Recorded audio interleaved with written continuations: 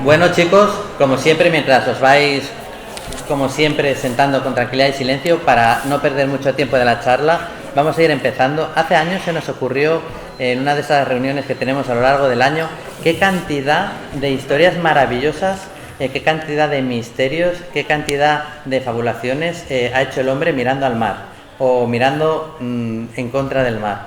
Y bueno, pues se nos ocurrió que sería una sección bonita. La empezamos un poco por casualidad, está claro que es una sección que interesa y la hemos ido manteniendo y cada vez pensando cómo darle un poquito vueltas, ¿no? Y claro, para hablar de misterios, de casi cualquier cosa, para hablar de una charla de prácticamente cualquier tema que se os pueda ocurrir, se me ocurre poca compañía mejor que la de Javier.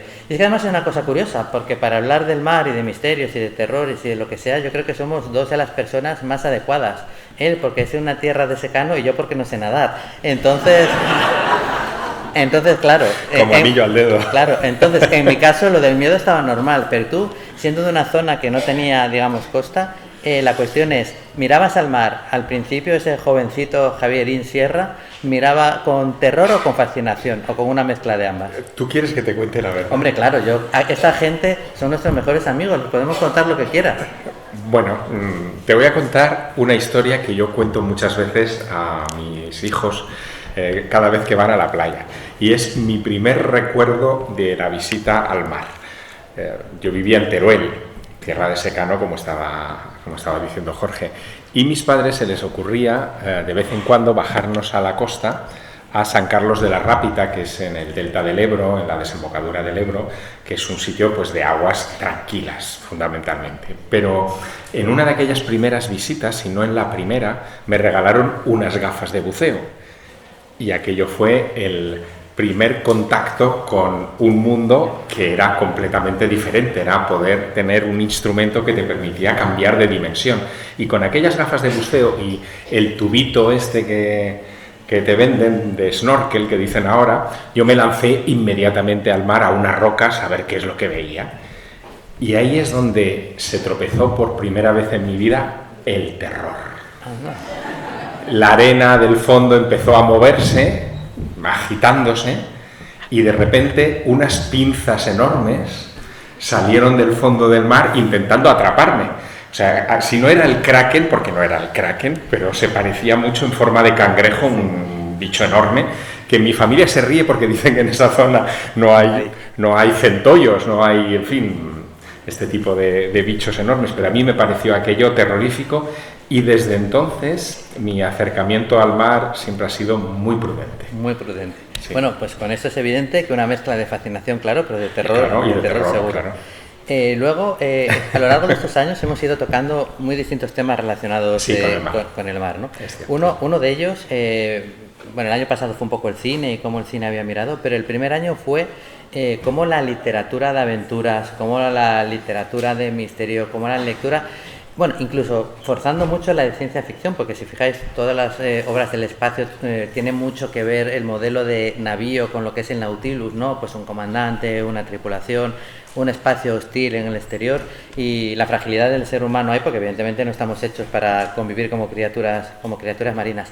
Pero en ese momento de ser muy lector, porque me consta que eres y eras muy lector, esas novelas aventuras que te hacían mirar un poco más allá de la orilla. Bueno, el primer libro, la primera novela que yo leí completa en mi vida fue 20.000 leguas de viaje submarino de Julio Verne, así que os podéis imaginar, ¿no? Ya esa fascinación se quedó conmigo. Se quedó tanto que a veces uno hace cosas de manera inconsciente, arrastrado precisamente por esos impactos en la infancia.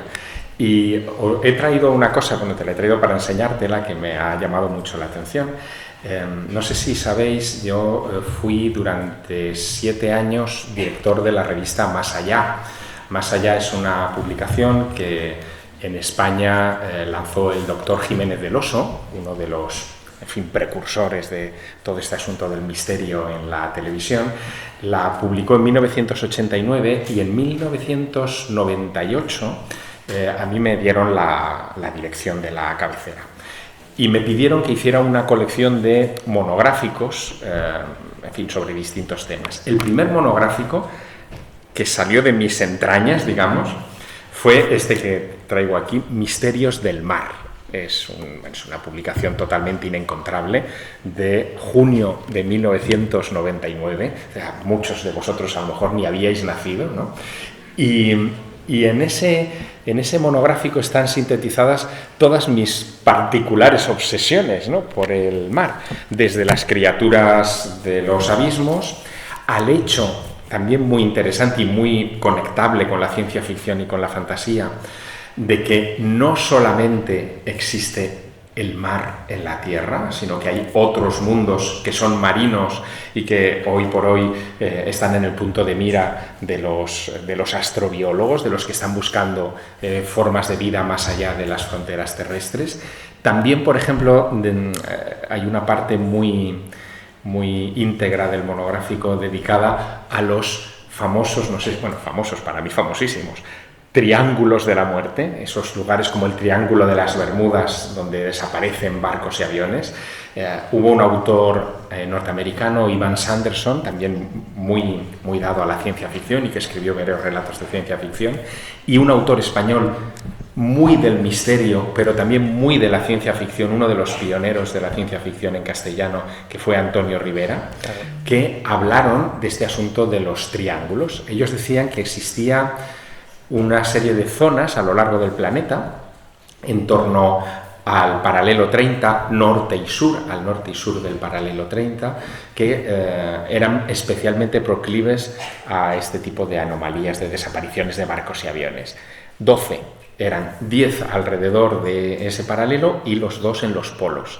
Y publicaron varios libros sobre esta cuestión, tratando de demostrar la tesis de que existían 12 triángulos de la muerte. Todavía hoy se habla de eso en algunos ambientes. Es que estaba mirando ahora la portada y parecía un catálogo previo a lo que luego ha ido recorriendo esta sección, porque lo mismo de ciudades sumergidas, civilizaciones desaparecidas, monstruos de las profundidades, enigmas de la navegación, etcétera, etcétera. Pero de toda esta revista que salió de tus entrañas, de este primer monográfico, a la hora de darle forma y que ya fuera lanzado a las librerías y kioscos de toda España, ¿cuál fue ese misterio relacionado con el mar que más te fascinó, que dijiste, es que estoy hasta yo sorprendiéndome leyendo este artículo?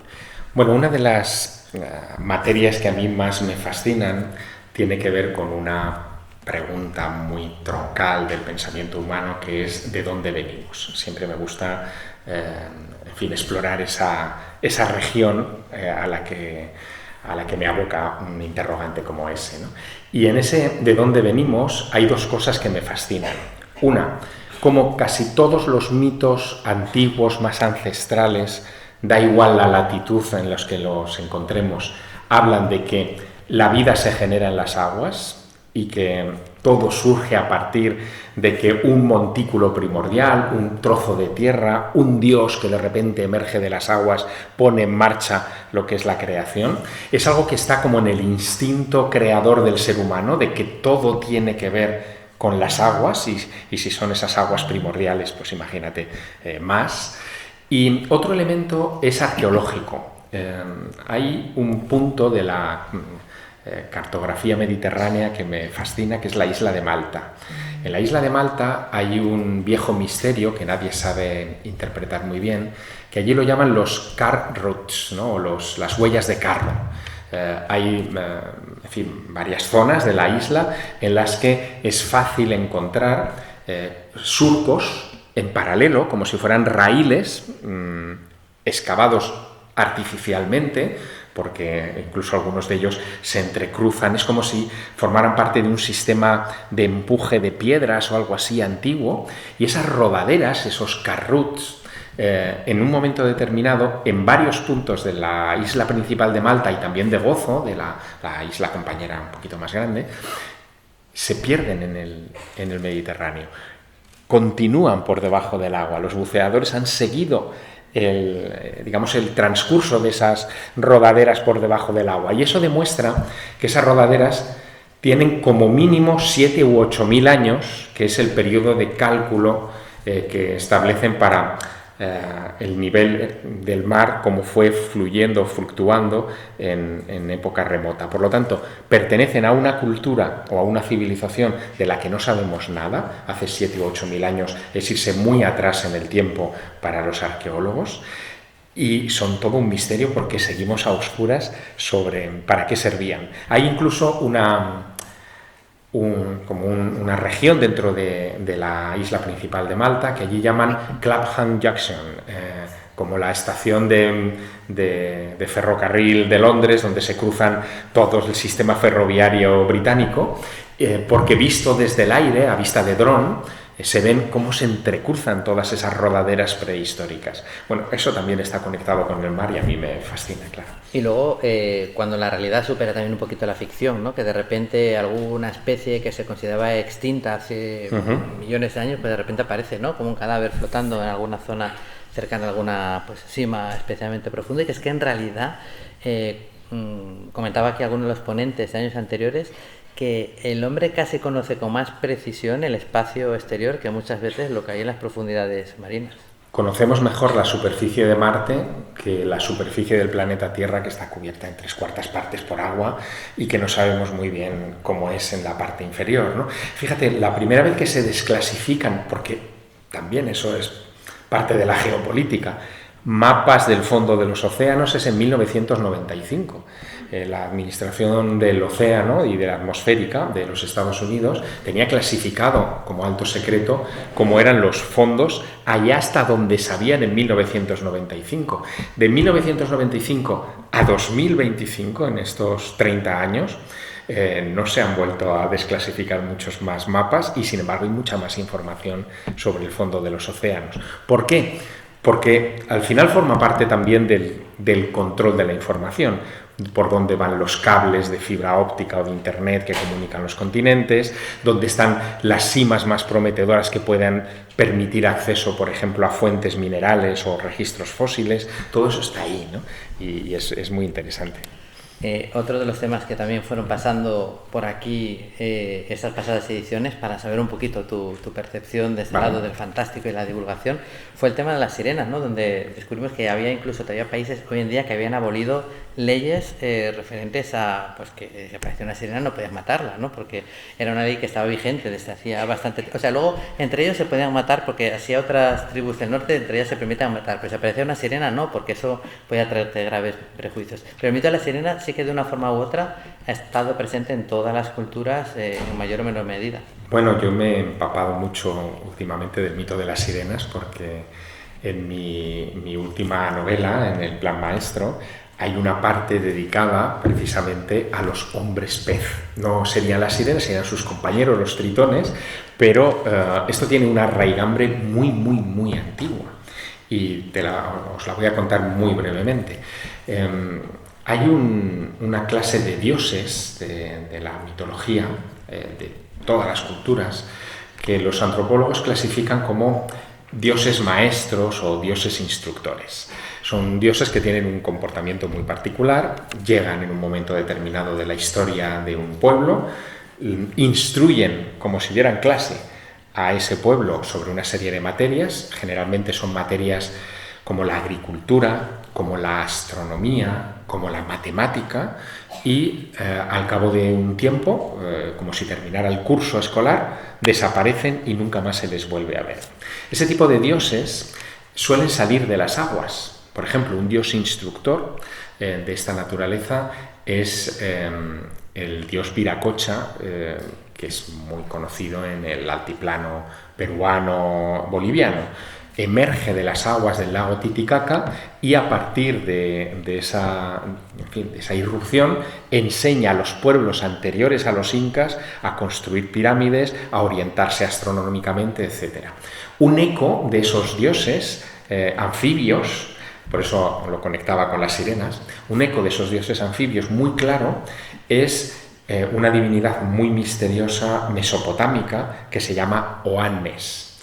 Oannes o Uanna es un dios del que no teníamos noticia hasta el siglo XIX, cuando los ingleses encuentran la biblioteca de Ashurbanipal en Nínive, en la antigua Irak, y encuentran miles de fragmentos de tablillas que se dedican a recomponer en los sótanos del British Museum durante décadas. Y allí empiezan a surgir relatos que no habíamos escuchado nunca, y uno de ellos es el de Oannes. Oannes es un dios, dicen las tablillas, que en realidad parece un hombre vestido de pez, la descripción es maravillosa, que emerge del río Tigris y que durante un tiempo está enseñándole estos conocimientos matemáticos, astronómicos, arquitectónicos a los antiguos babilonios antes de desaparecer para siempre. Bueno, yo he seguido la pista de estos dioses anfibios porque esa iconografía del hombre pez la encontramos en fin, a lo largo de la historia, va modificándose, va cambiando también el sentido y el significado y llega incluso a época histórica relativamente reciente, cuando el padre Feijóo habla del hombre pez de Liérganes, ¿no? Sí. Como la última gran rareza, el último gran tritón de la historia. A mí todo eso, por supuesto, me interesa.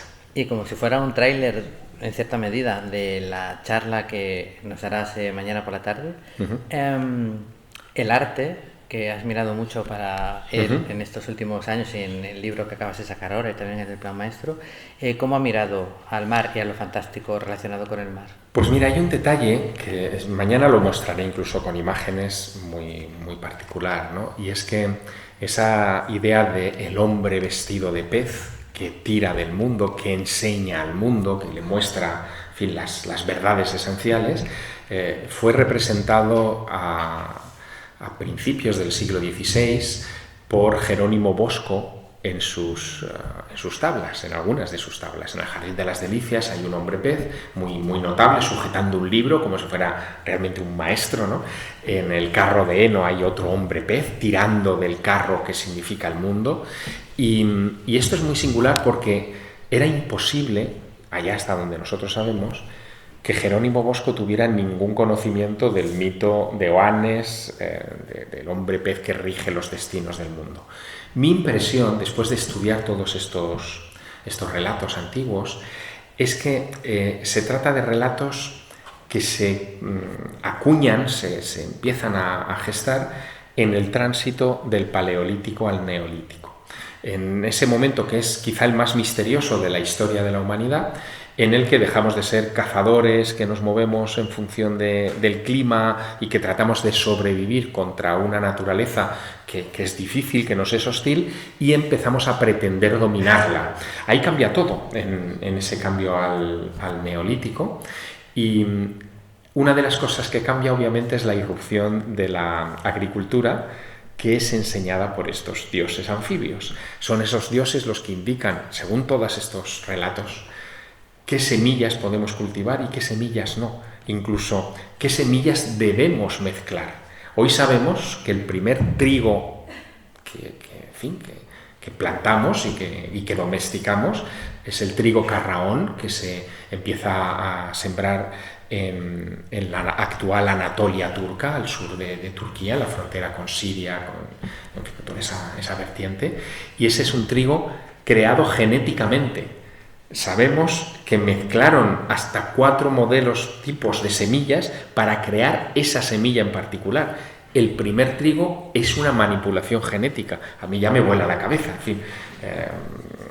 Yo creo que a cualquiera, pero desde luego en un foro como este, donde hablamos de autores con imaginación muy libre, imagínate a Arthur C. Clarke con esa información en la cabeza. Bueno, pues habría creado otra saga de novelas seguro. Sí, seguro, ¿no? Seguro. Esto es algo que hemos sabido en estos últimos 10 años, ¿no? Lo del trigo carraón. Y a lo largo de estos años de investigaciones varias y estudios múltiples, ¿qué más cosas relacionadas con el mar nos puedes contar que nos puedan sorprender?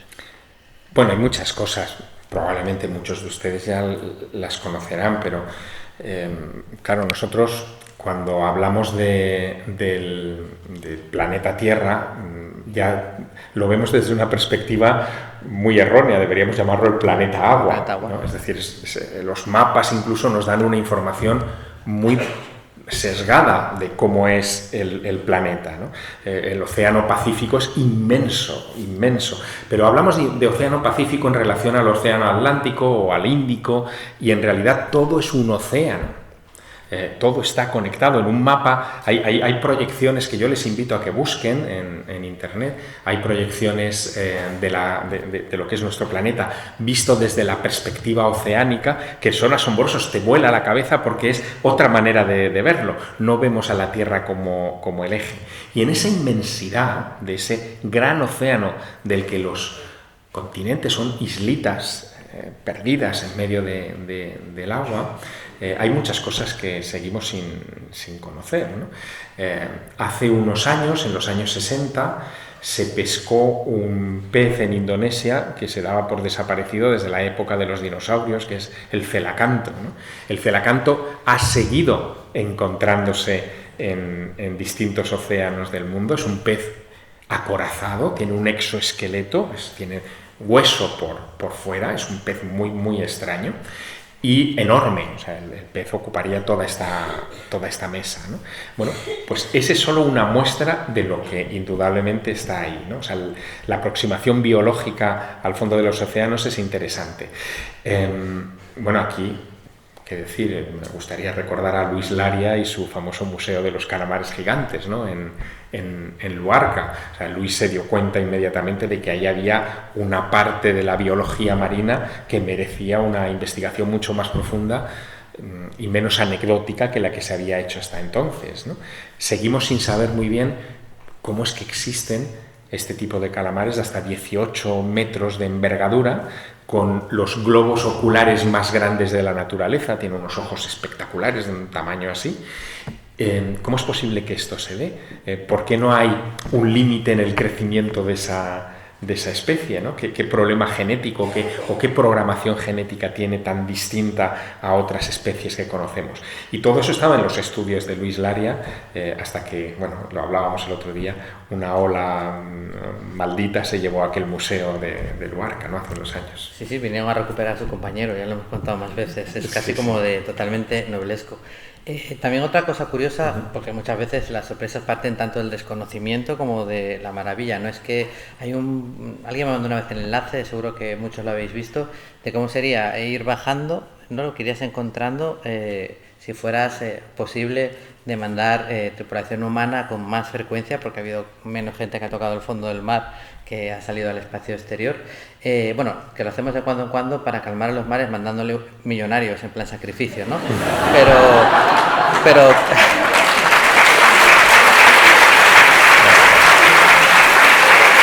Pero si llegaran, la cantidad de criaturas extrañas que te pone. La última vez que se vio este bicho fue en 2014 y dices, bueno, pues no fue hace tanto, y hacía que se pensaba que estaba extinto, y ves unas criaturas con unas morfologías que te parecen alienígenas porque están en condiciones extremas, y luego dices, bueno, ¿cuál es el pez más grande y a qué temperatura, o sea, puede vivir? Y son unas cosas verdaderamente sorprendentes que son totalmente naturales, científicas, y que no las conocemos. Claro, te la ponen en una película y te parece ciencia ficción y no. Bueno, porque, como decía Paul Eluard, hay otros mundos, pero están en este, ¿no? Exacto, y sí. En este caso, evidentemente, el océano y lo que esconde es otro mundo completamente diferente, ¿no? Es curioso porque para explorar el fondo de los océanos hacemos lo mismo que para explorar el espacio profundo, ¿no? Incluso los astronautas, cuando se entrenan para sus vuelos espaciales, lo hacen bajo el agua, vestidos de buzo, en piscinas. O sea que hay como una conexión entre ambas exploraciones que a mí me resulta muy atractiva. Y es algo que debió resultar muy atractivo también a nuestros recientes antepasados, ¿no? En el siglo XIX, por ejemplo, cuando Verne escribe 20.000 leguas de viaje submarino. No sé si conocen la anécdota, pero lo hace a raíz de leer en la prensa francesa una noticia que hablaba de que un buque francés, por supuesto, ellos solamente hablaban de los franceses, que se llamaba el Alecton, cruzando las aguas entre la isla de Tenerife y la isla de Gran Canaria, tropezaron con un tentáculo gigante que estaba flotando allí y que era el tentáculo de un arquiteutis, un calamar gigante que recogieron, subieron a bordo y que provocó el mayor pasmo que se pueda uno imaginar. Y a raíz de aquella noticia, a Verne le voló la cabeza y empezó a pensar en estas criaturas, ¿no? No conocía yo por lo menos la anécdota. Y sí que es cierto que yo creo que hubo un momento en los años muy alrededor a lo contemporáneo, a Verne, Salgari y demás, donde sí que es cierto como que fue como la edad de oro de mirar hacia el mar, ¿no? Hay un montón de novelas desde Moby Dick, etcétera, etcétera, que miraban al mar, pero ya en sentido de aventura, ¿no? No tanto en plan, vamos a tenerle miedo, sino vamos a conquistarlo. Bueno, la época de los piratas, ¿no? Porque también nos fascina mucho eso que tiene su territorio, bueno, por no hablar de las fiestas de Cannes en alta mar por las leyes internacionales, eso es otro tipo de fantasía loca. Pero, ¿cuál es el...? ¿Por qué crees? ¿No tienes la sensación de que en los últimos décadas quizás la literatura ha mirado un poquito menos al mar, quizás el cine ha mirado un poquito menos al mar? Bueno, es verdad que ha mirado un poquito menos, pero nos ha dado también alguna novela espectacular. No sé si ustedes la habrán leído, pero yo les recomiendo encarecidamente que busquen un libro que es de un autor alemán, Franz Satzing, que se llama El quinto día. El quinto día es una mezcla asombrosa entre Moby Dick, 20.000 leguas de viaje submarino y La guerra de los mundos de Orson Welles. O sea, piensen ustedes que el título original en alemán es El banco, pero no el banco en el sentido del BBV, sino el banco, o sea, los bancos de plancton o los bancos de peces de los océanos. Él lo que imagina es que de repente esos bancos de plancton se coordinan y se convierten en una especie de monstruo que empieza a rebelarse contra el hombre que está esquilmando los océanos, ¿no? Y se plantea durante 900 páginas, que no es poco, se plantea un escenario que es absolutamente increíble. Se ha hecho una serie también a raíz de la novela de Satzing, prescindible, la hicieron prescindible, la hicieron alemanes, no tienen gusto para esto. Pero la novela es realmente asombrosa, o sea que sí que se la recomiendo y tiene que ver con esto, ¿no? A mí me sorprendió la obra porque tienes tu razón, en un momento en el que estamos mirando más a otras fronteras, parece que el océano se ha convertido en una vulgaridad y es una falsa percepción, porque simplemente el ser humano cree que domina los océanos, pero no es verdad, es decir, los océanos son ingobernables. A veces tengo la sensación también, por cómo tratamos la afición del mar, que nos sentimos como niños que han hecho una travesura y espera que les vengan a castigar, ¿no? Es como una especie de excusa no pedida, culpabilidad manifiesta. Casi siempre es que ha salido una entidad del mar porque le estábamos tirando basura todo el tiempo y ha dicho hasta aquí, ¿no? Pues resulta que hemos hecho el calentamiento global y entonces han salido para castigarnos. Es como una especie de, lo que te digo, ¿no? Como de asunción de culpabilidad, y que eso al final, pues como que subconscientemente en la literatura es como que pidiéramos nuestro castigo casi. Bueno, a ver, porque el mar se ha convertido, y esto es así, se ha convertido en nuestro basurero. Es decir, que nosotros lo lanzamos todo al mar y el mar todo se lo traga, y evidentemente eso está generando sus problemas como no podía ser de otra manera. Pero a la vez también tiene sus pequeñas recompensas, ¿no? El mar se ha tragado muchas cosas del mundo antiguo y las ha preservado. Por ejemplo, una que no me resisto a compartir con todos vosotros.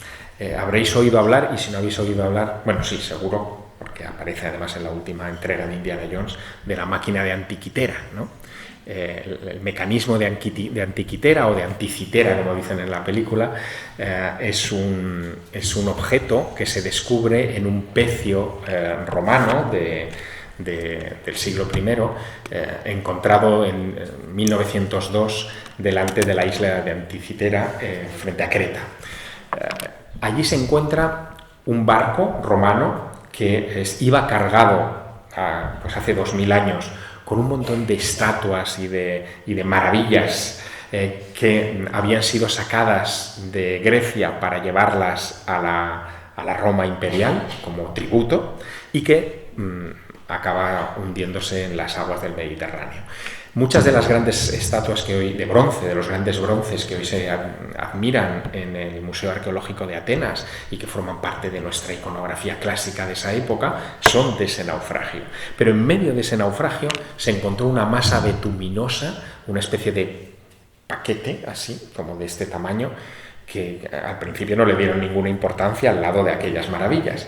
Cuando le hicieron los rayos X en los años 60, vieron que dentro de esa masa bituminosa había ruedas dentadas. Y esto sorprendió muchísimo, porque las ruedas dentadas son cosa a partir del siglo XV, sobre todo, ¿no? Que hacía algo en un naufragio de hace 2000 años con ruedas dentadas. Bueno, hoy hoy, siglo XXI, gracias a todos los desarrollos en procesamiento de imágenes y de la inteligencia artificial, etcétera, se ha descubierto que aquella masa betuminosa protegía una caja de madera con un mecanismo que era un reloj, pero era un reloj astronómico. Y sabemos que servía para predecir eclipses, para controlar el movimiento de Venus, para establecer el movimiento de los principales planetas conocidos en esa época, y tenía unas instrucciones escritas en griego sobre la madera que protegía aquello, que se protegió por el betún y que ha llegado hasta nuestros días. Es decir, que tenemos un objeto con su libro de instrucciones. Es alucinante. Y es un objeto de hace 2000 años. El problema es que un objeto tan preciso, tan tecnológico, tan fuera del tiempo, estamos ya seguros, por los estudios que se han hecho, que no es un prototipo, que formaba parte de algo que se debía de estar haciendo no en serie, pero sí con cierta frecuencia, y que probablemente estaba en templos clásicos precristianos. Que desaparecieron todas las máquinas hermanas de la de Antiquitera, probablemente durante el siglo IV de nuestra era, que es la época de la iconoclastia cristiana. Los cristianos nos dedicamos a destruir todo lo que era el mundo clásico, a derribar las estatuas, a quemar los templos, en fin, a hacer barbaridades, ¿no? Y se preservó esta porque se hundió y el mar la cuidó. Es decir, que a veces el efecto basurero del mar también tiene su parte positiva, ¿no?